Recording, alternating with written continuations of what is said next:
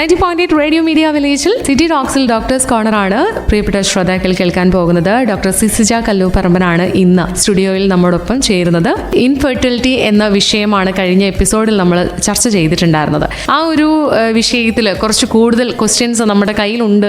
അതൊക്കെ നമുക്ക് ഡോക്ടറിനോട് ചോദിക്കണം, ആ ഡൗട്ടൊക്കെ ഒന്ന് ക്ലിയർ ചെയ്യണം എന്ന് കഴിഞ്ഞ എപ്പിസോഡിന്റെ എൻഡിൽ നമ്മൾ പറഞ്ഞിട്ടുണ്ടായിരുന്നു. ഡോക്ടറെ ഒരിക്കൽ കൂടി സ്വാഗതം. Thank you. അപ്പോൾ ഇനി ഞങ്ങളുടെ കയ്യിൽ കുറച്ച് ക്വസ്റ്റ്യൻസ് ഉണ്ട്. നമ്മൾ ആ ഒരു ക്വസ്റ്റ്യൻസിലേക്ക് പോവാണ്. ഡോക്ടറെ, ഇപ്പം ആദ്യത്തെ കുട്ടി ഒരു 30 വയസ്സിന് താഴെ ഉള്ളപ്പം അല്ലെങ്കിൽ 35 വയസ്സിന് ഉള്ളിൽ ആദ്യത്തെ കുട്ടി ജനിക്കണം എന്ന് പറയാറുണ്ട്, ആരോഗ്യത്തോടെ ഉള്ളൊരു കുഞ്ഞിനെ ലഭിക്കണമെന്നുണ്ടെങ്കിൽ. പക്ഷേ അപ്പോഴും നമ്മൾ ചോദിക്കുന്നത്, ചിലപ്പോൾ ഈ 35 വയസ്സ് കഴിഞ്ഞിട്ട് വീണ്ടും ഒരു പ്രഗ്നൻസി, ഒരു സെക്കൻഡ് ബേബി അല്ലെങ്കിൽ മൂന്നാമതൊരു കുട്ടി എന്നുള്ള ഇതിലേക്ക് വരുമ്പോഴത്തേന് ആ കുട്ടിയുടെ ആരോഗ്യം എങ്ങനെ ആയിരിക്കും? നമ്മളിപ്പോൾ നേരത്തെ പറഞ്ഞു, അമ്മയ്ക്ക് 35 വയസ്സ് കഴിയുമ്പോഴത്തേക്കിന് ആരോഗ്യപരമായിട്ടുള്ള പ്രശ്നങ്ങൾ ഉണ്ടാകും. അപ്പം അങ്ങനെയൊന്ന് നമ്മൾ തീരുമാനിക്കുമ്പോഴും നമുക്ക് ഫാമിലി ഹിസ്റ്ററിയും കൂടി ഇമ്പോർട്ടൻ്റ് ആണ്. വീട്ടിലെ ജനിതകപരമായി എന്തെങ്കിലും അസുഖങ്ങളൊക്കെ ഉള്ള ആൾക്കാരിൽ നമ്മൾ അവരുടെ ഒരു കപ്പിൾസിന്റെ ജനറ്റിക് സ്ക്രീനിങ് ഉൾപ്പെടെയുള്ള പരിശോധനകൾ നമ്മൾ അവർക്ക് പറഞ്ഞു കൊടുക്കും. എന്നിട്ടാണ് അവർ പിന്നെ ഒരു പ്രഗ്നൻസി പ്ലാൻ ചെയ്യുക തന്നെ വേണ്ടത്. ബിക്കോസ് അതിനു മുന്നേ പ്രഗ്നൻസി ആയിട്ടുണ്ടെങ്കിൽ റിക്കറിങ് ആയിട്ടുള്ള ഒരു ജനറ്റിക് അസുഖമാണെങ്കിൽ അത് കുഞ്ഞിന് വരാൻ സാധ്യതയുണ്ട്. പിന്നെ അതുപോലെ തന്നെ 35 വയസ്സിന് ശേഷം കൺസീവ് ചെയ്യുമ്പോൾ അത് സെക്കൻഡ് ഓർ തേർഡ് പ്രഗ്നൻസി ആണെങ്കിൽ പോലും ഇപ്പോൾ ഒരു സെക്കൻഡറി ഇൻഫെർട്ടിലിറ്റി, ആദ്യത്തെ കുട്ടി വന്നതിന് ശേഷം ദീർഘനാൾ ഗ്യാപ്പ് എടുത്തിട്ടാണ് ഇവർ പിന്നീട് പ്രഗ്നന്റ് ആവുന്നതെങ്കിലും 35 ഇയേഴ്സ് എബവ് എന്ന് പറയുന്നത് നമ്മളൊരു എൽഡർലി ഗ്രാവിഡ എന്ന് കണക്കാക്കുന്ന പോലെ ഒരു മെഡിക്കൽ റിസ്ക് ആണ്. അതിൽ കുഞ്ഞിന്റെ ആരോഗ്യം പ്രധാനമാണ്. കുഞ്ഞിന് ജനിതകമായിട്ടുള്ള അല്ലെങ്കിൽ ക്രോമസോമലായിട്ടുള്ള ഇഷ്യൂസ് വരുന്നുണ്ടോ എന്നുള്ള ഒരു പ്രത്യേക സ്ക്രീനിങ് പ്രീനേറ്റലി തന്നെ ചെയ്തു വെക്കേണ്ടി വരും. അതുപോലെ തന്നെ ഇമ്പോർട്ടൻ്റ് ആണ്, ഒരു 25-26 വയസ്സിൽ ആ ലേഡി കൺസീവ് ചെയ്ത പോലെ അത്ര ആരോഗ്യം അവർക്ക് ഈ 35 വയസ്സിന് ശേഷം ഉണ്ടാവണം എന്നില്ല. അപ്പോൾ ലൈഫ് സ്റ്റൈൽ റിലേറ്റഡ് ആയിട്ടുള്ള അസുഖങ്ങൾ പലപ്പോഴും നമുക്കൊരു ഫാമിലി ലിങ്ക് ഉണ്ടെങ്കിൽ അതിൽ പ്രധാനമായിട്ടും ഷുഗർ, പ്രഷർ എന്നിവയൊക്കെയും പ്രഗ്നൻസി റിലേറ്റഡ് ആയിട്ടും വരാം. അപ്പൊ അത്തരത്തിലുള്ള ഹിസ്റ്ററിയൊക്കെ അവർക്ക് ആദ്യത്തെ പ്രഗ്നൻസിയിൽ നേരത്തെ ഉണ്ടായിരുന്നോ, ഫാമിലി ഹിസ്റ്ററി ഉണ്ടായിരുന്നോ എന്നൊക്കെ ഉള്ളത് ഒരു ഇമ്പോർട്ടൻ്റ് ആയിട്ടുള്ളൊരു ഹിസ്റ്ററി സീക്കിംഗ് ആണ്. അപ്പൊ അങ്ങനത്തെയൊക്കെ പ്രശ്നങ്ങൾ ഉണ്ടെങ്കിൽ അത് രണ്ടാമത്തെ പ്രഗ്നൻസിയിലും വരാനുള്ള സാധ്യതയുണ്ട്. ഇവർ ഒരു 40 വയസ്സ് അറ്റൈൻ ചെയ്യുമ്പോൾ തന്നെയും ഈ ലൈഫ് സ്റ്റൈൽ ഡിസീസസ് അവരുടെ ജീവിതത്തിന്റെ ഭാഗമായി അവർക്കൊരു ഫ്യൂച്ചർ പ്രീ ഡയബറ്റിസ് അല്ലെങ്കിൽ ഒരു ഹൈപ്പർ ടെൻഷനിലോട്ട് കൺവേർട്ട് ചെയ്യുന്ന പോലെ അവർക്ക് അങ്ങനത്തെ ഒരു അസുഖവും കൂടി അതിന്റെ കൂടെ വരാൻ സാധ്യതയുണ്ട്. അപ്പൊ ഈ റിസ്കുകൾ മനസ്സിലാക്കുക, അതിനുവേണ്ടി നമ്മൾ എടുക്കേണ്ട പോലത്തെ പ്രിക്കോഷൻസ്, ലൈഫ് സ്റ്റൈലായിട്ടുള്ള വ്യത്യാസങ്ങൾ, പിന്നെ ഒരു ഫിസിഷ്യന്റെ ഹെൽപ്പോടെ ഇപ്പം ഒട്ടും നിയന്ത്രിച്ച് വെക്കാൻ പറ്റാത്ത പോലത്തെ അസുഖമാണെങ്കിൽ അതിനുള്ള മരുന്നുകളുടെ സപ്പോർട്ടും നമുക്ക് നേടേണ്ടി വരും. അപ്പോൾ ഈ വന്ധ്യത എന്ന് പറയുന്ന അവസ്ഥയ്ക്ക് ഏജ് വലിയൊരു മാനദണ്ഡമാണ്. ഇപ്പം സ്ത്രീയുടെ മാത്രമല്ല, പുരുഷന്മാരങ്ങനെ ഏജ് പെട്ടെന്ന് എഫക്റ്റഡ് ആവില്ല എന്നുള്ളൊരു മിസ്കൺസെപ്ഷൻ നമുക്കുണ്ട്. പക്ഷെ അവർക്കും ഇത്തരത്തിലുള്ള അസുഖങ്ങളും സ്പേംസിൽ വന്നേക്കാവുന്ന പ്രശ്നങ്ങളും അവർക്കും ഉണ്ടാവാം. അപ്പോൾ ഒരു ഇതുപോലെ തന്നെ ചെറിയ പ്രായത്തിൽ ഒരു 30 ഇയേഴ്സ് ബിലോ ആയിരുന്ന സ്പേമിന്റെ ആരോഗ്യം അയാൾക്കൊരു 40-50 വയസ്സിന് ശേഷം ഉണ്ടാവണം എന്നില്ല. അയാൾക്ക് ഇത്തരത്തിൽ ഹോർമോണുകൾ കുറഞ്ഞു വരാം, സ്പേംസ് കൂടുതൽ നോർമൽ അല്ലാതെ ആയിരിക്കാം. അപ്പോൾ ഇത്തരത്തിലുള്ള എല്ലാ സ്ക്രീനിങ്ങും പരിശോധനയും കുറച്ചുകൂടി ഏജ്ഡ് കപ്പിൾസിന് നമ്മൾ അനിവാര്യമാണ്. ഓക്കെ ഡോക്ടറെ, ഗർഭാശയ മുഴകൾ എത്രത്തോളം ഒരു പ്രഗ്നൻസിന് ഉള്ള ചാൻസ് കുറയ്ക്കുന്നു? ഗർഭാശയ മുഴകൾ എന്ന് പറയുമ്പോൾ പ്രധാനമായിട്ടും നമ്മൾ ഈ ഫൈബ്രോയിഡ് പോലത്തെ ട്യൂമേഴ്സ് ആണ് നമ്മളതിൽ വിചാരിക്കുന്നത്. അതിൽ ഈ യൂട്രസിന്റെ ഒരു ബോഡി എന്ന് പറയുന്ന അതിൽ entirely it is based on musculature. Muscles ആണ് യൂട്രൈൻ ബോഡിയിലുള്ളത്. ഈ മസിൽസിൽ വരുന്ന ഒരു ടൈപ്പ് ഓഫ് അനോമലി, ഒരു വ്യത്യാസമാണ് ഇത്തരത്തിൽ ഫൈബ്രോയിഡ് എന്ന് പറയുന്നത്. അതൊരു ക്യാൻസർ ആണെന്നല്ല അതിൻ്റെ അർത്ഥം. അത് ആ ഒരു ഏജിൽ ഹോർമോണിന്റെ പ്രസൻസിൽ അങ്ങനെ ഇരിക്കുന്ന മുഴകളാണ്. ഇവർക്ക് ഇപ്പം ഒരു മെനോപോസ്റ്റ് ആകുന്ന പ്രായത്തിലോ അല്ലെങ്കിൽ ശരീരത്തിൽ ഈസ്ട്രജൻ ഹോർമോൺ കുറഞ്ഞു പോകുമ്പോഴോ ഈ മസിൽസ് ഫൈബ്രോയിഡ്സ് ചുരുങ്ങി വരാൻ സാധ്യതയുണ്ട്. ബട്ട് നമ്മളൊരു പ്രഗ്നൻസി അല്ലെങ്കിൽ ഫെർട്ടിലിറ്റി റിലേറ്റഡ് ആയിട്ടുള്ളൊരു സർജറി നമ്മളെപ്പോഴും തീരുമാനിക്കുമ്പോൾ ഒന്ന് ഈ ഫൈബ്രോയിഡിന്റെ സൈസ്, അത് ഒത്തിരി സൈസ്ഡ് ആയിട്ടുള്ളൊരു ഫൈബ്രോയിഡ് ആണെങ്കിൽ ഇവർ പ്രഗ്നൻസി ആകുന്ന സമയത്തും ഈ ഫൈബ്രോയിഡ് കൂടുതൽ കംപ്രഷൻ സിംറ്റംസ് ഉണ്ടാക്കാം. അതുപോലെ തന്നെ പ്രഗ്നൻസിയിൽ വന്നേക്കാവുന്ന ഒരു സംഗതിയാണ് റെഡ് ഡീജനറേഷൻ. ഈ ഫൈബ്രോയിഡിനകത്തോട്ടുള്ള രക്തയോട്ടം കുറഞ്ഞു പോവുകയും പ്രഗ്നൻസി സമയത്ത് അത് അതികഠിനമായ പെയിൻ ഉണ്ടാക്കുക. അപ്പം ഇങ്ങനത്തെ കോംപ്ലിക്കേഷൻസ് ഒക്കെ വരാതിരിക്കാനും പ്രഗ്നൻസി കുറച്ചുകൂടി ഈസ് ആയിരിക്കാനും നമ്മൾ വലിയ സൈസ്ഡ് ആയിട്ടുള്ള ഫൈബ്രോയിഡ്, അതുപോലെ ഡീജനറേറ്റഡ് ഫൈബ്രോയിഡ്, ഇത് മസിൽ കട്ടി നല്ല രീതിയിൽ ഒരു ബോൺ പോലെ കട്ടിയായി പോകുന്നതോ അല്ലെങ്കിൽ ഒരു സിസ്റ്റ് പോലെ അലിഞ്ഞു പോകുന്ന പോലത്തെയൊക്കെ വ്യത്യാസമുള്ള ആൾക്കാരിൽ നമ്മളിത് സർട്ടൻലി റിമൂവ് ചെയ്യാൻ തന്നെയായിരിക്കും പറയുന്നത്.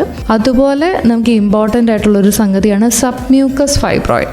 ഈ ഫൈബ്രോയിഡ് എവിടെ നിൽക്കുന്നു എന്നുള്ളത്, ആ ഒരു ലൊക്കേഷൻ ഓഫ് ദ ഫൈബ്രോയിഡ് നമുക്കൊരു പ്രഗ്നൻസി പോയിന്റിൽ കുറച്ച് ഇമ്പോർട്ടൻ്റ് ആണ്. കാരണം യൂട്രസിൻ്റെ ക്യാവിറ്റിക്കുള്ളിൽ ഈ ഒരു നിശ്ചിത സൈറ്റിൽ അപ്പർ ക്യാവിറ്റിയിലോട്ട് പ്രഗ്നൻസി ഇംപ്ലാന്റ് ചെയ്യണം, പിടിക്കണം എന്ന് നമ്മൾ വിചാരിക്കുന്നിടത്ത് അവിടെ ഓൾറെഡി ഓക്യുപ്പൈഡ് ആയിട്ട് ഒരു പോളിപ്പ് അല്ലെങ്കിൽ ഒരു ഫൈബ്രോയിഡ് ഉണ്ടെങ്കിൽ, അതായത് ഒരു ദശയോ അല്ലെങ്കിൽ ഇത്തരത്തിലൊരു മുഴയോ അവിടെ വന്ന് നിപ്പുണ്ടെങ്കിൽ പ്രഗ്നൻസിക്ക് അവിടെ പിടിക്കാൻ പറ്റില്ല.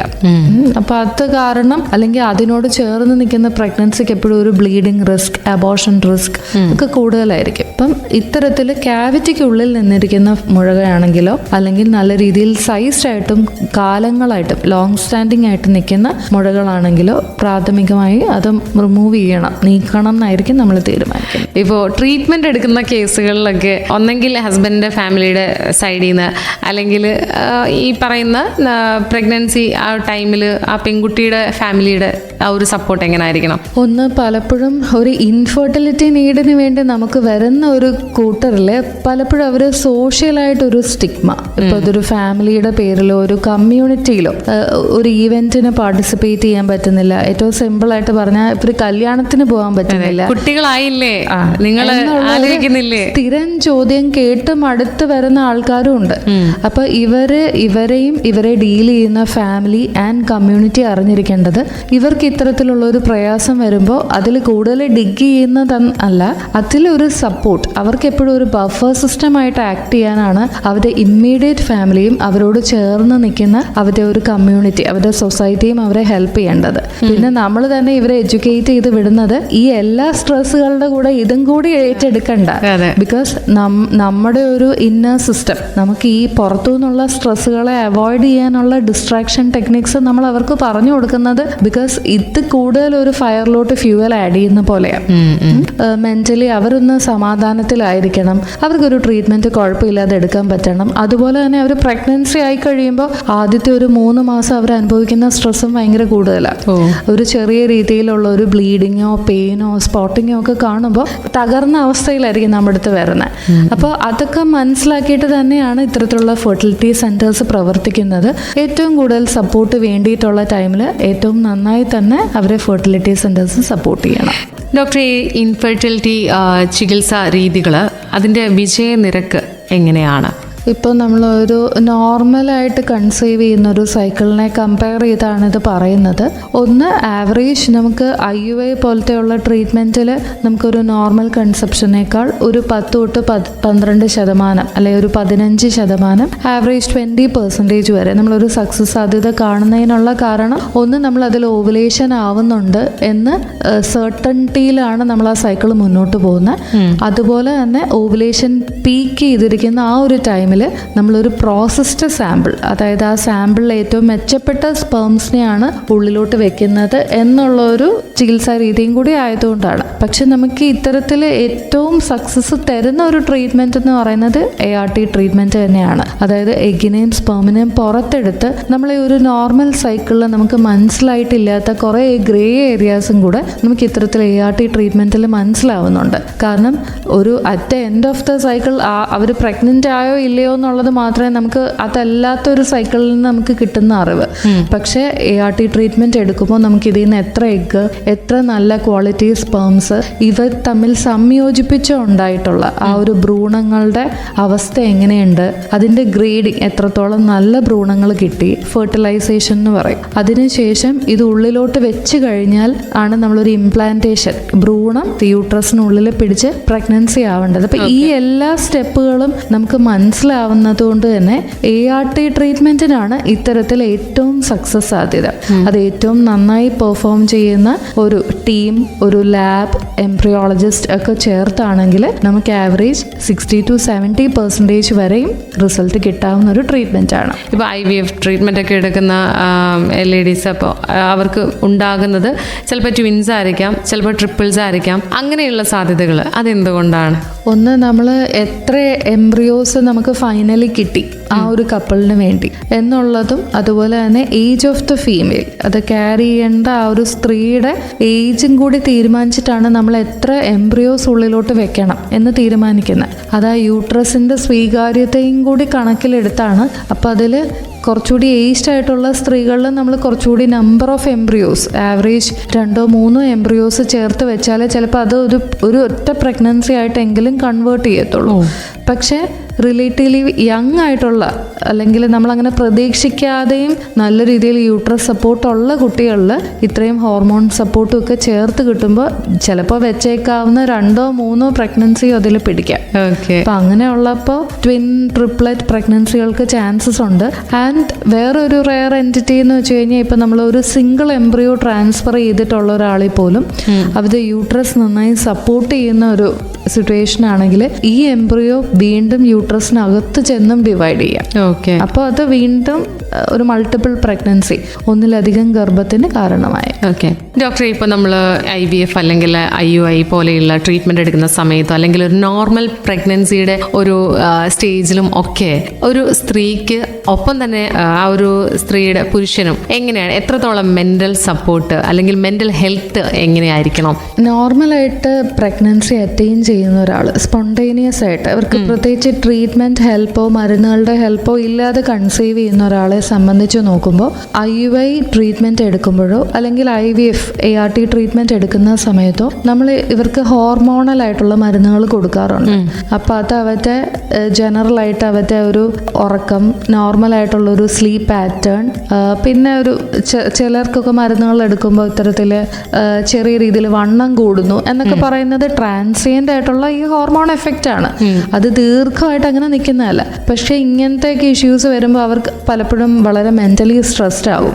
അപ്പോൾ നമ്മൾ ഇത്തരത്തിൽ ട്രീറ്റ്മെൻറ്റ് എടുക്കുന്ന ആൾക്കാർക്ക് ടു ആൻഡ് ഫ്രോ ഒരു കൗൺസിലറിൻ്റെ സപ്പോർട്ടോടു കൂടിയായിരിക്കും ആ ഒരു സൈക്കിൾ എപ്പോഴും നമ്മൾ മുന്നോട്ട് കൊണ്ടുപോകുന്നത്. കാരണം അവർക്ക് എപ്പോഴും ന്യായമായിട്ടും ചെറിയ കാര്യങ്ങളിൽ സംശയം തോന്നാം, വ്യാധി ഉണ്ടാവാം, സ്ട്രെസ് ഉണ്ടാവാം. അപ്പോൾ അവരുടെ ഓരോ പോയിന്റും അഡ്രസ്സ് ചെയ്യുക എന്നുള്ളത് ഒരു ക്ലിനിക്കിൻ്റെയും ഒരു ഡോക്ടറിൻ്റെയും ഉത്തരവാദിത്തമാണ്. അതുകൊണ്ട് തന്നെ ഇവർക്ക് ഇവരുടെ ഒരു മെൻ്റൽ സ്ട്രെസ് പലപ്പോഴും കുറച്ച് നിർത്തുക, അത് കൈവിട്ട് പോവാതിരിക്കുക എന്നൊക്കെയുള്ള തലത്തിലുള്ള ഒരു കൗൺസിലിംഗ് പലപ്പോഴും ഫെർട്ടിലിറ്റി സെൻറ്റേഴ്സിൽ ഇതിൻ്റെ കൂടെ തന്നെ ആഡഡ് ആയിട്ട് ഉണ്ടാവാറുണ്ട്. ഡോക്ടർ, ഇപ്പോൾ നമ്മൾ നേരത്തെ സംസാരിച്ചതുപോലെ തന്നെ ഇപ്പോൾ അബോർഷൻ സംഭവിച്ച ഒരു വ്യക്തിയിൽ പിന്നീട് എത്ര നാളുകൾക്ക് ശേഷമാണ് നമ്മൾ വീണ്ടും ഒരു കുഞ്ഞിന് വേണ്ടിയിട്ട് തയ്യാറെടുപ്പുകൾ നടത്തേണ്ടത്? ഇപ്പോൾ പ്രധാനമായിട്ടും ഒരു ഫസ്റ്റ് ട്രൈമസ്റ്റർ, ആദ്യം ഒരു 3 മാസത്തിനുള്ളിൽ നടക്കുന്ന ഒരു അബോർഷൻ എന്ന് പറയുന്നത്, പ്രയർ ടു യുവർ ക്വസ്റ്റ്യൻ, ആ ഒരു അബോർഷൻ ലിങ്ക്ഡ് ആയിട്ടുള്ള കുറച്ച് ഇമോഷണൽ സിറ്റുവേഷൻസ് ഉണ്ട്. അത് പാർട്ട്നേഴ്സിൻ്റെ ആരുടെയെങ്കിലും ഒരാളുടെ കുഴപ്പമാണ് എന്ന് നമ്മുടെ ഫാമിലിക്കുള്ളിലോ അല്ലെങ്കിൽ അതിന് പുറത്ത് ഒരാളോ അത് പിക്ചറൈസ് ചെയ്യുമ്പോൾ ആ കപ്പിൾസിന് ഉണ്ടാവുന്ന ഒരു ബുദ്ധിമുട്ട്, ഇതൊക്കെ നമ്മൾ കാണാറുണ്ട്. അപ്പോൾ അതിൽ നമുക്കൊന്ന് പറയാനുള്ളത്, ആദ്യത്തെ ഒരു 3 മാസം പ്രഗ്നൻസി പ്രോഗ്രസ് ചെയ്ത് മുന്നോട്ട് നല്ല രീതിയിൽ വന്നിട്ടില്ലെങ്കിൽ ഒരു 80-90% അതൊരു എംബ്രിയോ ഇഷ്യൂ ആണ്. ആ ഒരു എംബ്രിയോയിൽ എന്തെങ്കിലും ജനിതകമായിട്ടുള്ള ഇഷ്യൂസ്, അത് കാച്ചപ്പ് ചെയ്ത് വരാത്തതിനുള്ള പ്രശ്നങ്ങളായിരിക്കാം. അതിനിപ്പോൾ നമ്മളൊരു പാർട്ട്ണർ ബ്ലെയിമിങ് അല്ലെങ്കിൽ അതിൽ സ്ത്രീനെ നമ്മൾ ബ്ലെയിം ചെയ്യുന്നതിൽ വലിയ കാര്യമില്ല. ബിക്കോസ് കൂടുതലായിട്ടുള്ള ആൾക്കാർക്കും അങ്ങനെ സംഭവിക്കാറുണ്ട്. പലരും അത് പുറത്ത് പറയാത്തതായിരിക്കും. അപ്പോൾ അങ്ങനെ വരുമ്പോഴും അടുത്ത പ്രഗ്നൻസിയിൽ ഇത് തന്നെ സംഭവിക്കുമോ എന്നുള്ള അവരുടെ ആ ഒരു ഏർലി പീരീഡ് വളരെ സ്ട്രെസ്ഡ് ആയിരിക്കും. അപ്പോൾ അങ്ങനത്തെ തരത്തിലുള്ള സമ്മർദ്ദങ്ങളുണ്ടെങ്കിൽ അത് ഇപ്പം നമ്മളൊരു ഫസ്റ്റ് പ്രഗ്നൻസിയിൽ അങ്ങനെ സംഭവിച്ചിട്ടുണ്ടെങ്കിൽ ടോക്ക് ടു യുവർ ഡോക്ടർ. അവരതിനുള്ള ഏറ്റവും എന്താ പറയുക, നമുക്ക് മനസ്സിലാകുന്ന രീതിയിലുള്ളൊരു എക്സ്പ്ലനേഷൻ പറഞ്ഞു തരും. അതെപ്പോഴും റിക്കർ ചെയ്യാൻ സാധ്യതയുള്ളതുമല്ല. പിന്നെ ഒന്ന്, you are asking about pregnancy abortion ശേഷം പിന്നീട് എത്ര നാളുകൾക്ക് ശേഷം? ഇപ്പം നമുക്ക് ഒരു പ്രഗ്നൻസി അബോർഷൻ എന്ന് പറഞ്ഞാലും പ്രഗ്നൻസി സാക്ക് നമ്മുടെ ബോഡിയിൽ നിന്ന് മാറുന്നതിനോടൊപ്പം ആ ഒരു പ്ലാസൻ്റ ആകാൻ ശ്രമിച്ചിട്ടുള്ള യൂട്രസിൻ്റെ ഇന്നർ ലൈനിങ് കട്ടി, അതും കൂടി ബോഡിയിൽ നിന്ന് കൊഴിഞ്ഞു പോകുന്നതിനോടൊപ്പം മിക്ക സ്ത്രീകളിലും അമിതമായിട്ട് രക്തസ്രാവം, ബ്ലീഡിങ് കൂടുതൽ, അത് റിലേറ്റഡ് ആയിട്ടുള്ള ക്ഷീണം, തളർച്ച ഒക്കെ ഉണ്ടാവാൻ സാധ്യതയുണ്ട്. നമ്മളിപ്പോഴും ഒരു 3 months കഴിഞ്ഞിട്ടാണ് ഇവർക്ക് ഈ അയൺ പോലത്തെ സപ്ലിമെന്റൽ മരുന്നുകളൊക്കെ കൊടുക്കുന്നത്. അപ്പൊ അത്ര ഹെൽത്തി ആയിട്ടുള്ള ഒരാൾക്കോ അല്ലെങ്കിൽ ഹീമോഗ്ലോബിൻ ബ്രിങ്കിൽ നിൽക്കുന്ന ഒരാൾക്കോ ഇത്തരത്തിൽ അമിതമായി ബ്ലീഡിങ് വന്നു കഴിഞ്ഞാൽ അവരുടെ ജനറൽ ബോഡി ഹെൽത്തിനെസ്സിനെ കൂടി അത് എഫക്ട് ചെയ്യുന്നത്. ആവറേജ് ഒരു 2 to 3 months വെയിറ്റ് ചെയ്യുന്നതിൽ തെറ്റില്ല. ബട്ട് അത് അബോർഷൻ വലിയ ഒരു ഈവൻഫുൾ സംഗതിയൊന്നും അല്ലായിരുന്നെങ്കിൽ അതിന് വേണ്ടി അങ്ങനെ ഒരു സൈക്കിള് ബ്രേക്ക് ചെയ്യണം അല്ലെങ്കിൽ വെയിറ്റ് ചെയ്യണം എന്നുള്ളൊരു കൺസെപ്റ്റ് നിർബന്ധവുമല്ല. ഓക്കെ ഡോക്ടറെ, ഇനി നമുക്ക് ചോദിക്കാനുള്ളൊരു ചോദ്യം എന്ന് വെച്ച് കഴിഞ്ഞാൽ ഈ IVF അല്ലെങ്കിൽ IUI പോലെയുള്ള ട്രീറ്റ്മെന്റുകൾ തമ്മിലുള്ളൊരു വ്യത്യാസം എന്താണ്? ഇപ്പം നമ്മൾ ആദ്യം സൂചിപ്പിച്ച പോലെ സ്ത്രീക്കും പുരുഷനും പ്രത്യേകിച്ച് പ്രകടമായ റിസ്ക് ഫാക്ടറുകളൊന്നും നമുക്ക് ഫൈൻഡ് ചെയ്യാൻ പറ്റിയില്ല. ബട്ട് റിലേറ്റീവ്ലി ഒരു യങ് കപ്പിളാണ്, അവർ കുറച്ച് നാളായി നാച്ചുറലി ട്രൈ ചെയ്യുന്നു, നമ്മൾ മരുന്നുകളൊക്കെ കൊടുക്കുന്നു, നമുക്ക് പെട്ടെന്ന് കണ്ടുപിടിക്കാൻ പോലത്തെ ഫാക്ടേഴ്സ് ഇല്ല എന്നൊക്കെ ഉള്ളപ്പോൾ നമ്മൾ ഇതിനൊക്കെ ഇമ്മ്യൂണോളജിക്കലായിട്ട്, അതായത് നമ്മുടെ ബോഡി ഈ ഒരു പ്രഗ്നൻസിക്കെതിരെ ആക്ട് ചെയ്യുന്നുണ്ടോ എന്നൊക്കെയുള്ള തലത്തിലുള്ള സംശയങ്ങൾ വരും. അപ്പോൾ ആ സമയത്ത് നമുക്ക് ഈസി ആയിട്ട് ഇവർക്ക് കൊടുക്കാവുന്ന ഒരു ട്രീറ്റ്മെന്റ് ആണ് IUI. അതായത് തീർത്തും റിസ്കുകളോ പ്രശ്നങ്ങളോ കണ്ടിട്ടില്ലാത്തവരോ അല്ലെങ്കിൽ ചെറിയ തരത്തിൽ മൈൽഡ് രീതിയിലുള്ള അസുഖങ്ങൾ രണ്ടുപേർക്കും അല്ലെങ്കിൽ ഒരു അതിനുവേണ്ടി മരുന്നെടുക്കുന്നവരോ ആയിട്ടുള്ള ആൾക്കാർക്ക് ഒരു ബ്രിഡ്ജിങ് ട്രീറ്റ്മെന്റ് പോലെ നമുക്കൊരു നേരെ അവർക്ക് നിങ്ങൾക്ക് IVF ചെയ്താലേ പറ്റുള്ളൂ എന്ന് പറയുമ്പോൾ അത് അവർക്കുണ്ടാക്കുന്ന ഒരു ആഘാതവും നമ്മൾ മനസ്സിലാക്കുന്നുണ്ട്. അപ്പോൾ ഈ ഒരു ബ്രിഡ്ജ് ചെയ്യുന്ന ടൈമിൽ അവർക്ക് ട്രൈ ചെയ്ത് നോക്കാവുന്ന ഒരു ട്രീറ്റ്മെന്റ് ആണ് IUI, ഇൻട്രായൂട്രൈൻ ഇൻസെമിനേഷൻ എന്ന് പറഞ്ഞാൽ നമ്മൾ എഗ് ആവാൻ, അണ്ടോൽപാദനം ആകാൻ വേണ്ടി സ്ത്രീക്ക് മരുന്ന് കൊടുക്കുകയും അതുപോലെ തന്നെ പുരുഷന്റെ സെമൻ സാമ്പിൾ എടുത്ത് നമ്മളത് ക്ലീൻ ചെയ്ത് പ്യൂരിഫൈ ചെയ്ത് അത് സ്ത്രീയുടെ ഗർഭപാത്രത്തിനുള്ളിലോട്ട് വെച്ചു കൊടുക്കുകയും ആ ഒരു അണ്ടോൽപാദനത്തിന്റെ സമയം ഓവുലേഷൻ ടൈം ചെയ്ത് ഈ ഒരു പ്രൊസീജിയർ ചെയ്യുമ്പോൾ അവർക്ക് നാച്ചുറൽ സൈക്കിളിനേക്കാൾ കുറച്ചുകൂടി ആവറേജ് ഒരു 10 to 12% പ്രഗ്നൻസി കിട്ടാനുള്ള ചാൻസസ് അമിതമാവും. നമ്മളെ സംബന്ധിച്ച് പലപ്പോഴും നമുക്ക് റെഫേർഡ് ആയിട്ട് വരുന്ന ഡിഫിക്കൾട്ട് ഇൻഫെർട്ടിലിറ്റി എന്നൊക്കെ വരുന്ന കേസസിൽ പോലും അവർക്ക് ഒത്തിരി അവരൊരു സ്ട്രെസ് ലെവൽസും അവർ അനുഭവിക്കുന്നുണ്ടാവും. ചിലപ്പോൾ ഇതുകൊണ്ടും ആയിരിക്കും അവർക്ക് നോർമൽ ആയിട്ടുള്ള ഒരു പ്രഗ്നൻസി കിട്ടാത്തത്. അപ്പം നമ്മൾ അവർക്ക് ട്രീറ്റ്മെന്റിന്റെ രീതികൾ പറഞ്ഞു കൊടുക്കും. പിന്നെ നമ്മളിങ്ങനെ ഒരു IUI എന്നുള്ളൊരു ട്രീറ്റ്മെന്റ് ആയിരിക്കും നമ്മൾ യൂഷ്വലി വലിയ മേജർ പ്രശ്നങ്ങളില്ലാത്തവർക്ക് ആദ്യമായി സജസ്റ്റ് ചെയ്യുന്നത്. അപ്പൊ അതിൽ തന്നെ ക്യാച്ചപ്പ് ചെയ്ത് പ്രഗ്നൻസി ആകുന്ന ഒത്തിരി പേരുണ്ട്. ഓക്കെ, അതേപോലെ IVF-ന് കുറച്ചുകൂടി നമ്മുടെ ഇൻഡിക്കേഷൻസ് കുറച്ചുകൂടി സ്ട്രോങ് ആണ്. അപ്പം അതുപോലെ ഒന്ന് ആ ഒരു സ്ത്രീക്ക് നമുക്ക് പ്രധാനമായിട്ടും 2 ഫെലോപ്പിയൻ ട്യൂബാണ് ഉള്ളത്. അതിൽ ഒന്നെങ്കിലും പേറ്റന്റ് ആയിരിക്കണം, അതിൽ വേറെ പ്രശ്നങ്ങളൊന്നും ഉണ്ടാവാൻ പാടില്ല എന്നുള്ളതാണ് ഈ ഒരു IUI ട്രീറ്റ്മെൻറ്റിൻ്റെ തന്നെ ബേസിസ്. അതിൽ 2 ഫെലോപ്പിയൻ ട്യൂബും പ്രശ്നമായിട്ടുണ്ട്.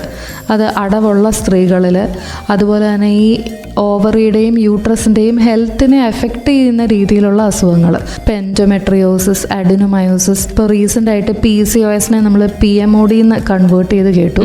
അപ്പോൾ ഇത്തരത്തിലൊക്കെ അസുഖങ്ങളുള്ള ആൾക്കാരിൽ അവർ ഇത്തരത്തിൽ ചെറിയ ട്രീറ്റ്മെൻറ്റ്, മെഡിക്കൽ ട്രീറ്റ്മെൻറ്റ്, മരുന്ന് എടുത്തിട്ടുള്ള ട്രീറ്റ്മെൻറ്റോ അതല്ലെങ്കിൽ വളരെ സിവിയർ ആയിട്ടുള്ള മെയിൽ ഫാക്ടർ, പുരുഷൻ്റെ കൗണ്ട് തീർത്തും കുറവാണ്, നമുക്കൊരു IUI ചെയ്ത് പോലും ആ ഒരു സൈക്കിള് സാൽവേജ് ചെയ്യാൻ പറ്റുന്നില്ല എന്നൊക്കെ ഉണ്ടെങ്കിൽ നമുക്കതിൽ ചെയ്തു കൊടുക്കാവുന്ന ഈസി ആയിട്ട് ചെയ്യാൻ പറ്റിയ ഒരു ട്രീറ്റ്മെന്റ് ആണ്. അവർക്കത് ഡെഫിനറ്റീവായിട്ടും വേണ്ടിയതുമാണ്. അപ്പം അങ്ങനെ ഇൻഡിക്കേറ്റഡ് ആയിട്ടുള്ള ആൾക്കാരിൽ നമ്മൾ ഈ എഗ്ഗും സ്പേമും പുറത്തെടുത്ത് എംബ്രിയോളജി ലാബിന്റെ എൻവയോൺമെന്റ് സഹായത്തോടെ അതിലുള്ള മെഷീനറി യൂസ് ചെയ്ത് ചെയ്യുന്ന ട്രീറ്റ്മെന്റ് ICSI, IVF എന്നൊക്കെയുള്ള തലത്തിലുള്ള ട്രീറ്റ്മെന്റുകളായിരിക്കും. ഇതിനെ നമ്മൾ സംഗ്രഹിച്ച് ART treatment, assisted reproductive technology എന്നാണ് പറയുന്നത്. ഓക്കെ, ഈ വിവാഹം കഴിഞ്ഞ ഉടനെ കപ്പിൾസ് കേൾക്കാൻ ആഗ്രഹിക്കാത്തൊരു ചോദ്യമാണ്, വിശേഷമായില്ലേ, എന്താ നിങ്ങൾ ട്രൈ ചെയ്യുന്നില്ലേ, സമയം പോയി അല്ലെ സമയം കളയരുത്, അങ്ങനെയുള്ള കുറേ ചോദ്യങ്ങളുണ്ട്. പൊതുവായിട്ട് ഇത്തരം ചോദ്യങ്ങളോട് ഒരു ഡോക്ടർ എന്ന നിലയിൽ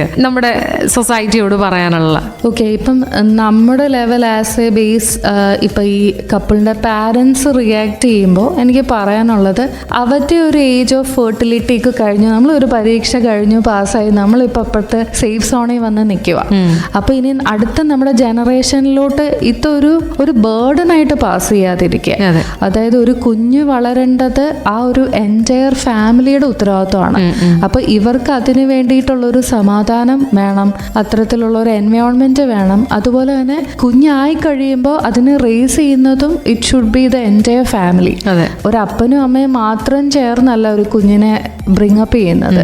A child needs to be protected and taken care by the entire village എന്നാണ്. അപ്പോൾ ഇതിനു വേണ്ടി സപ്പോർട്ട് ചെയ്യാനും ഇവർക്ക് പ്രീ പ്രഗ്നൻസി തൊട്ടുള്ള എല്ലാ സപ്പോർട്ടും അതിന് വേണ്ടിയിട്ടുള്ള എല്ലാ കാര്യങ്ങളും ചെയ്തു കൊടുക്കാൻ വളരെ സപ്പോർട്ടീവായിട്ടും. ഇപ്പം സംതിങ് ഹാപ്പൻസ് ആൻഡ് ആ ഒരു പ്രഗ്നൻസി നല്ല രീതിയിൽ മുന്നോട്ട് പോയില്ല എന്നിരിക്കട്ടെ, എന്നാണെങ്കിൽ പോലും that is not the end of it എന്നുള്ളൊരു പ്രതീക്ഷ അവർക്ക് കൊടുക്കാനാണ് എല്ലാ ഈ ഹെൽത്ത് ഇൻസ്റ്റിറ്റ്യൂഷൻസും ശ്രമിക്കുന്നത്. പക്ഷെ അതിനു മുന്നേ ആദ്യം ആ ഒരു ഉറപ്പും കരുതലും വേണ്ടത് അവർക്ക് അവരുടെ വീടുകളിൽ നിന്നാണ്. അതെ, അതൊരു വലിയൊരു യാഥാർത്ഥ്യമാണ്. അത് മനസ്സിലാക്കാൻ വേണ്ടി ഫാമിലി മെമ്പേഴ്സ് തയ്യാറാകണം, അല്ലെങ്കിൽ ഇവരുടെ ചുറ്റുമുള്ളവർ തയ്യാറാകണം എന്നുള്ളത് നമ്മുടെ ഒരു റിക്വസ്റ്റ് ആണ് നമ്മൾ വെക്കുന്നത്. ഡോക്ടറെ, ഒരു ഹെൽത്തി പ്രഗ്നൻസി ചാൻസസ് ഒക്കെ വർദ്ധിപ്പിക്കാൻ വേണ്ടിയിട്ട് കപ്പിൾസ് അവരുടെ ജീവിതത്തിൽ ശ്രദ്ധിക്കേണ്ട കുറച്ച് കാര്യങ്ങൾ ഇപ്പം നമ്മൾ കുറച്ചൊക്കെ കാര്യങ്ങൾ പറഞ്ഞു. ഇപ്പം അവരുടെ സൈഡിൽ നിന്ന് ഇപ്പം നമുക്ക് ചെയ്യേണ്ടത് ഒന്ന് ഒരു ഹെൽത്തി ലൈഫ് സ്റ്റൈൽ ആക്കുക.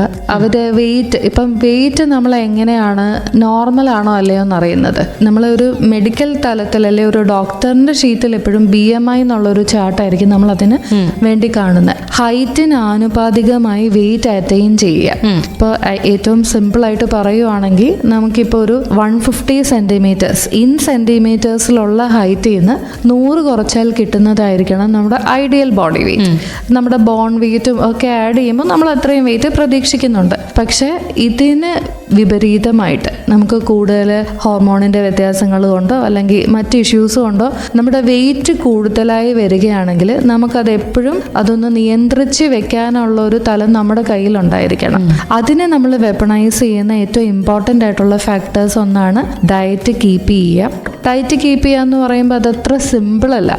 ഒന്ന് ഇപ്പോൾ ഒരു 3 റെഗുലർ മീൽസ് ഒക്കെ എടുക്കുന്ന ഒരാളിൽ എങ്ങനെയാണ് ഈ മീല് പ്ലാൻ ചെയ്യേണ്ടത് എന്ന് അവർക്ക് എപ്പോഴും ഒരു സംശയം വരും. ഇപ്പോൾ വീട്ടിൽ കിട്ടുന്നതെല്ലാം ഹെൽത്തി ആണെന്നും പുറത്തു പോയി എടുക്കുന്നതെല്ലാം അൺഹെൽത്തി ആണെന്നും അല്ല ആ ഒരു കൺസെപ്റ്റിലുള്ളത്. ഒന്ന് നമ്മുടെ പ്ലേറ്റ് ചൂസ് ചെയ്യുമ്പോൾ നമ്മൾ അതിൽ കുറച്ച് കാര്യങ്ങൾ ഓർത്ത് വെക്കുക. നമുക്കത് എപ്പോഴും അങ്ങനെ പ്രാക്ടിക്കലി പോസിബിൾ ആയിരിക്കില്ല. പിന്നെ ഒന്ന് അതിൽ ശ്രദ്ധിക്കേണ്ടത് നമ്മൾ എപ്പോഴും ഒരു കാർബോഹൈഡ്രേറ്റ്, നമ്മളൊക്കെ എപ്പോഴും അരിയാഹാരം വളരെ ഡിപ്പെൻഡൻ്റ് ആയിട്ടുള്ള ആൾക്കാരാണ്. ഇപ്പോൾ കാർബോഹൈഡ്രേറ്റിൻ്റെ അളവ് മിതമാക്കി വെച്ചുകൊണ്ട് തന്നെ നമുക്ക് പ്രോട്ടീൻ ചേർത്തുള്ള ആഹാരം, അതുപോലെ ഫൈബേഴ്സ്, ഇലക്കറികൾ, പച്ചക്കറികൾ, ഫ്രൂട്ട്സ്, വെജിറ്റബിൾസ് ഒക്കെ ധാരാളമായി ഉൾപ്പെടുത്തിയിട്ടുള്ള 3 റെഗുലർ മീൽസ് ആയിട്ട് തന്നെ പ്ലാൻ ചെയ്യട്ടെ.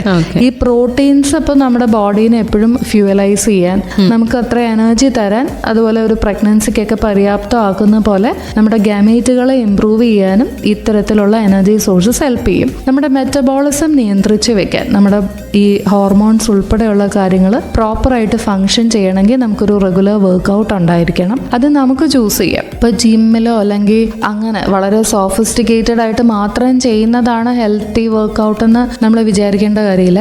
ആവറേജ് നമുക്ക് ഡെയിലി ഒരു 40-50 മിനിറ്റ്സ് നടക്കാൻ പറ്റുന്നുണ്ടെങ്കിൽ ആ ഒരു ബ്രിസ്ക് വാക്കിംഗ് ഒക്കെയും ഇത്തരത്തിലുള്ള ഒരു മെറ്റബോളിസം ഹെൽപ്പ് ചെയ്യാൻ, റെഗുലറൈസ് ചെയ്യാൻ നമ്മൾ ശ്രദ്ധിക്കും. പിന്നെ സ്ലീപ്പിന്റെ കാര്യം നമ്മൾ ഓൾറെഡി പറഞ്ഞു, അവോയ്ഡ് ചെയ്യേണ്ട കാര്യങ്ങൾ പറഞ്ഞു. പിന്നെ നമ്മൾ ചെക്ക് ചെയ്യേണ്ടത് നമ്മുടെ ഹോർമോൺസ് ഒക്കെ നോർമലായിട്ട് ഫങ്ഷൻ ചെയ്യുന്നുണ്ടോ എന്ന് വൺസ് ഇൻ എ വൈൽ. ഇപ്പം ആവറേജ് ഒരു 3-4 മാസം കൂടുമ്പോൾ നമ്മുടെ ഹോർമോൺസ് ഒന്ന് ചെക്ക് ചെയ്യുമ്പോൾ നമുക്ക് വി ആർ ഓൺ ട്രാക്ക്, നമ്മുടെ ബോഡി നോർമലായിട്ടാണ് നിൽക്കുന്നത്. അപ്പം അതിൽ കൂടുതൽ അമിതമായിട്ട് ആശങ്ക ഉണ്ടാവേണ്ട കാര്യമില്ല. പിന്നെ വലിയ ഇഷ്യൂസ് ഇല്ലാത്ത ആൾക്കാർക്കാണെങ്കിൽ നമ്മൾ ഇത്ര ടൈം അങ്ങനെ പറഞ്ഞൊരു കട്ട് ഓഫ് ഒന്നും കൊടുക്കാറില്ല. ബട്ട് റിസ്ക് ഫാക്ടറുകൾ ഉള്ള ആൾക്കാരിൽ നമ്മൾ അവരത് പ്രോപ്പറായിട്ട് എഡ്യൂക്കേറ്റ് ചെയ്യാറുണ്ട്. ബിക്കോസ് അവരെ സംബന്ധിച്ച് ഈ ഒരു ടൈം ഫാക്ടറും അവരുടെ റിസൾട്ടുകളെ എഫക്റ്റ് ചെയ്യുന്ന ഒന്നാണ്. ഡോക്ടർ, ഇപ്പോൾ നമ്മൾ ഈ ഒരു സിനിമാ മേഖലയുമായിട്ട് ബന്ധപ്പെട്ടാണ് വാടക ഗർഭധാരണം എന്ന ഒരു പേര് നമ്മൾ കുറച്ചുകൂടെ ഫെമിലിയർ ആയത്, സെറോഗസി. അപ്പോൾ ഇത് എന്തുകൊണ്ടാണ് ഈ ഒരു വാടക ഗർഭധാരണം എന്ന രീതിയിൽ ആളുകൾ ചിന്തിക്കുന്നത്? ഇതിൻ്റെ ഒരു സാധ്യത എങ്ങനെയാണ്? ഒന്ന്, നമുക്കിപ്പോൾ പണ്ട് കാലത്തെ ട്രീറ്റ്മെൻറ്റുകളെ പോലെയല്ല. ഇപ്പം എന്തെങ്കിലും തരത്തിലുള്ള സ്ത്രീക്ക് ഗർഭം ധരിക്കാനുള്ള പ്രൈമറി ഡിഫക്ട്സ് ഉണ്ട് എന്ന് നമുക്ക് ഇവാലുവേഷനിലോ അവരുടെ നേരത്തെ ട്രീറ്റ്മെൻറ്റ് ചെയ്യുന്നോ മനസ്സിലാവുകയാണെങ്കിൽ, അതായത് യൂട്രസിനുള്ള കാര്യമായ പ്രശ്നങ്ങൾ, കൺജെനിറ്റൽ ആയിട്ടുള്ള, ഇപ്പം ചിലർക്ക് യൂട്രസ് ഒക്കെ നോർമൽ വളർച്ചയിൽ എത്തണം എന്നില്ല, മുള്ളേറിയൻ അനോമലീസ്, മുള്ളേറിയൻ അജനസിസ് എന്നൊക്കെയുള്ള അങ്ങനത്തെ ഇഷ്യൂസ് ഒക്കെ വളരെ സങ്കീർണമായിട്ടുള്ള ആൾക്കാരിൽ, അതുപോലെ തന്നെ വളരെ സിവിയർ ആയിട്ടുള്ള അഡിനോമയോസിസ്, യൂട്രസിലുള്ള മസിൽ കട്ടി വളരെ മോശാവസ്ഥയിലെത്തുകയും അതിന് പ്രീവിയസ്ലി ട്രീറ്റ്മെൻ്റ് ഒക്കെ ചെയ്ത് അല്ലെങ്കിൽ സർജറി ചെയ്തിട്ട് പോലും അതിൽ ആ കുട്ടിക്ക് കൺസീവ് ചെയ്യാൻ പറ്റിയിട്ടില്ല എന്നൊക്കെയുള്ള ആൾക്കാരിൽ നമുക്ക് കൊടുക്കാവുന്ന ഒരു ഉപാധിയാണ്, ഒരു ട്രീറ്റ്മെൻറ്റ് ഓപ്ഷനാണ് സറോഗസി അല്ലെങ്കിൽ വാടക ഗർഭധാരണം എന്നുള്ളത്. അപ്പോൾ പണ്ട് കാലത്തേനേക്കാൾ ഇപ്പോൾ ഉള്ള ഒരു വ്യത്യാസം എന്ന് വെച്ച് കഴിഞ്ഞാൽ ART, സറോഗസി എന്നിവയെ തീരുമാനിക്കുന്നത് ഇപ്പോൾ ഒരു ART റൂൾ, ഇതിന് വേണ്ടിയിട്ടുള്ള ഒരു നിയമവ്യവസ്ഥ വെച്ചിട്ടാണ്. അപ്പോൾ ഇതിന് to and fro it is protected by law എന്നുള്ളതാണ്. ഇപ്പോൾ അബോർഷൻ സംഭവിച്ചാലും നമ്മൾ സാധാരണ പറയില്ലേ, ഒരു കുഞ്ഞിന് ജന്മം കൊടുത്തു കഴിഞ്ഞാൽ അമ്മ എടുക്കേണ്ട ചികിത്സകൾ, കാര്യങ്ങൾ, ഈ അബോർഷൻ കഴിഞ്ഞാൽ ഒരു മിഡ് ട്രൈമസ്റ്റർ അബോർഷൻ, അതായത് പലപ്പോഴും ഒരു 5-ാം മാസത്തിന് ശേഷം നമുക്കൊരു പ്രഗ്നൻസി ലോസ് ഒക്കെ വന്നിട്ടുണ്ടെങ്കിൽ ശരിക്കും നമ്മളൊരു ടേം പ്രഗ്നൻസി, ഒരു ആവറേജ് ഒരു കുട്ടി ജനിച്ച പോലത്തെ തന്നെ ഒരു ഇമ്പാക്റ്റ് വ്യത്യാസങ്ങൾ അമ്മയുടെ ബോഡിയിൽ ഉണ്ടാവാം. അപ്പോൾ അവർക്ക് കുറച്ചുകൂടെയൊക്കെ ഒന്ന് സെറ്റിൽ ആകാനുള്ള ടൈം കൊടുക്കാം, അവരുടെ ബോഡി ഒന്ന് പഴയ അവസ്ഥയിലോട്ട് എത്തണം. ഇപ്പോൾ ഒന്ന് ഡെലിവറി ചെയ്തിട്ടുള്ള ഒരാളോട് നമ്മൾ ആവറേജ് ഒരു 1.5-2 വർഷം സ്പേസ് ചെയ്തിട്ട് അടുത്ത പ്രഗ്നൻസി പ്ലാൻ ചെയ്യാനാണ് പറയുന്നത്. പക്ഷേ കുറച്ചുകൂടി ഒരു ലേറ്റ് ട്രൈമസ്റ്ററിലാണ് ഇവർക്കൊരു പ്രഗ്നൻസി ലോസ് വന്നിട്ടുള്ളെങ്കിൽ ആവറേജ് ഒരു 3 to 4 months അവർക്കൊരു ബ്രേക്ക് ടൈം എടുക്കാം. ബിക്കോസ് ബോഡി ഒന്ന് റിവൈവ് ചെയ്യാനുള്ള ഒരു ടൈം കൊടുക്കാം. And when both of them are okay, അവർക്ക് അടുത്തൊരു പ്രഗ്നൻസി ട്രൈ ചെയ്യുന്നതിനോ അത് ആവുന്നതിനോ കുഴപ്പമില്ല. സിറ്റി ടോക്സിൽ ഡോക്ടേഴ്സ് കോർണർ ആണ് കേട്ടുകൊണ്ടിരുന്നത്. അങ്ങനെ നമ്മൾ സെക്കൻഡ് എപ്പിസോഡ് ഇവിടെ വൈൻഡ് അപ്പ് പറയുകയാണ്. വന്ധ്യത എന്ന വിഷയത്തിലാണ് നമ്മൾ തുടങ്ങിയത്. പക്ഷേ ഒരു ഗർഭിണി ആ ഒരു ഗർഭാവസ്ഥയിൽ ശ്രദ്ധിക്കേണ്ട കാര്യങ്ങൾ എന്തൊക്കെയാണ്, അതോടൊപ്പം തന്നെ കുടുംബം ശ്രദ്ധിക്കേണ്ട കാര്യങ്ങൾ, മെൻ്റൽ സപ്പോർട്ട് എങ്ങനെയായിരിക്കണം ഫാമിലിയിൽ നിന്ന് അല്ലെങ്കിൽ പാർട്ട്ണറിൽ നിന്ന് ലഭിക്കേണ്ടത് എന്നതിനെക്കുറിച്ചൊക്കെ നമ്മൾ സംസാരിച്ച് കഴിഞ്ഞിരിക്കുകയാണ്. അപ്പോൾ താങ്ക് യു ഡോക്ടർ നമ്മുടെ കൂടെ ഉണ്ടായിരുന്നതിന്. ഇനിയും വിളിച്ചാൽ വരണം, ഞങ്ങൾ കുറച്ചധികം ക്വസ്റ്റ്യൻസ് വേറെ റെഡിയാക്കി വെക്കുന്നതായിരിക്കും. Okay, thank you. Doctor Sisija കല്ലൂപറമ്പനായിരുന്നു നമ്മുടെ കൂടെ ഉണ്ടായിരുന്നത്, consultant reproductive medicine, doctor KM Cherian, institute of medical science, Chengannur. ഡോക്ടർക്ക് ഹൃദയപൂർവ്വം നന്ദി അറിയിക്കുകയാണ്. ഡോക്ടേഴ്സ് കോർണറിന്റെ അടുത്ത എപ്പിസോഡിൽ വീണ്ടും നമുക്ക് കേട്ടുമുട്ടാം. അതുവരേക്കും ബൈ പറയുന്നു അൽഫോൺസ്.